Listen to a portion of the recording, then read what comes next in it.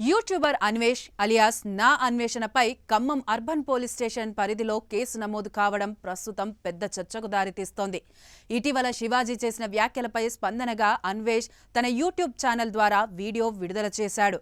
ఆ వీడియోలో దేవతలను, మహిళలను కించపరిచేలా మాట్లాడాడనే ఆరోపణలు రావడంతో ఈ వివాదం మరింత తీవ్రతకు చేరింది. దీనిపై ఖమ్మం జిల్లా దానవాయిగూడెం గ్రామానికి చెందిన ఓ వ్యక్తి పోలీసులకు ఫిర్యాదు చేశాడు. అన్వేష్ మాట్లాడిన మాటలు హిందూ సాంప్రదాయాలను అవమానపరిచే విధంగా ఉన్నాయని, మహిళల గౌరవాన్ని దెబ్బతీసేలా ఉన్నాయని ఫిర్యాదులో పేర్కొన్నారు. సమాజంలో శాంతి భద్రతలకు భంగం కలిగించే అవకాశం ఉందని కూడా ఫిర్యాదులో అభిప్రాయం వ్యక్తం చేశారు. సోషల్ మీడియా వేదికగా ప్రసారం అయిన ఈ వ్యాఖ్యలు యువతపై ప్రతికూల ప్రభావం చూపుతాయని ఆయన ఆరోపించారు. ఫిర్యాదు అందిన వెంటనే ఖమ్మం అర్బన్ పోలీసులు స్పందించారు. ప్రాథమిక విచారణ అనంతరం అన్వేష్పై సంబంధిత సెక్షన్ల కింద కేసు నమోదు చేసినట్టు పోలీసులు వెల్లడించారు. వీడియో కంటెంట్ను పూర్తిగా పరిశీలిస్తున్నామని, చట్టపరమైన అంశాల ఆధారంగా తదుపరి చర్యలు తీసుకుంటామని అధికారులు తెలిపారు.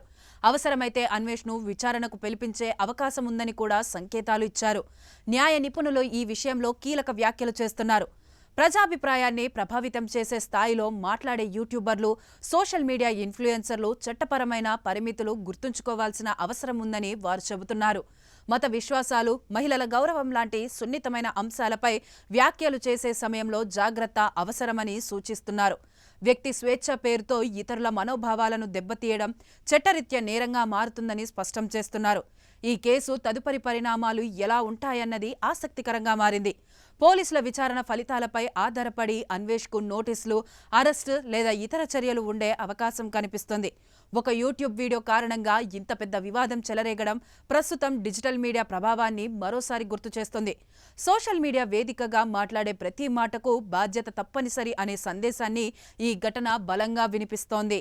సాక్షి టీవీ ప్రసారాలను నిలిపివేయడం చట్టరీత్యా నేరం. సాక్షి టీవీ ప్రసారాల కోసం మీ స్థానిక కేబుల్ ఆపరేటర్ని వెంటనే సంప్రదించండి. డిటిహెచ్లో, ఇంటర్నెట్లో కూడా సాక్షి టీవీ ప్రసారాలను వీక్షించవచ్చు.